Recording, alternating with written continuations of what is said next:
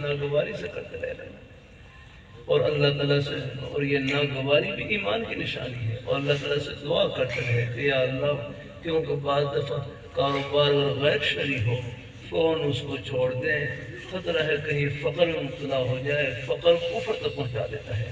اس لیے فقہاء نے لکھا ہے کہ چلو اپنی ناگواری کے ساتھ اور اللہ تعالیٰ سے دعا کرتے رہے یا اللہ مجھے اس کا متبادل نیک روزگار عطا فرما دے، جیسے ہی مل جائے پھر اس سے علیحدہ ہو جائے۔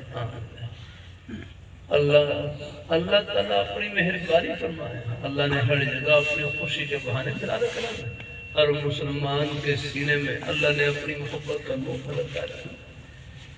مجھے کچھ ملک گھر میں کچھ جانے کا موقع ملتا ہے، چاروں صوبوں میں بھی، باہر ملکوں میں بھی کچھ حاضری ہوئی، اللہ کے توفیق سے اندازہ ہوتا ہے ہر مسلمان کے سینے میں اللہ نے اپنی محبت کا نور رکھا ہے۔ بلکہ کفار کا ایک بہت بڑا طبقہ ہے۔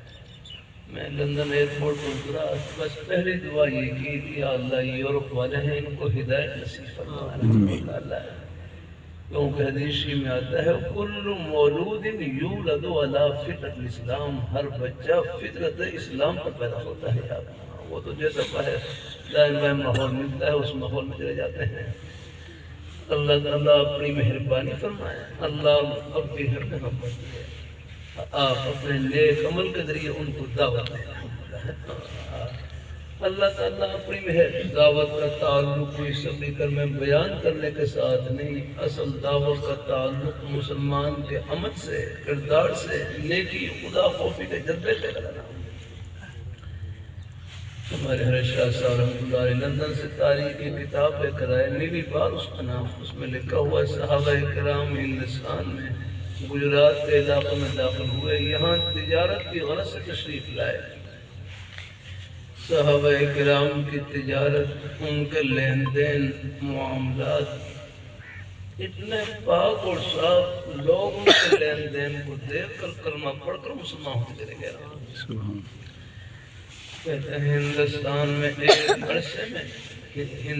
میں ایک عرصے تک ہندوؤں میں یہ بات مشہور رہی کہ مسلمان ہو اور جھوٹ بولے یہ ہو ہی نہیں سکتے۔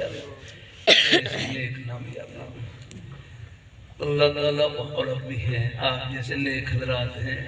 میں ایک دفعہ رائے گڑھ سے قریب، رائے گڑھ کے شہر قریب پورٹ راجا کرشن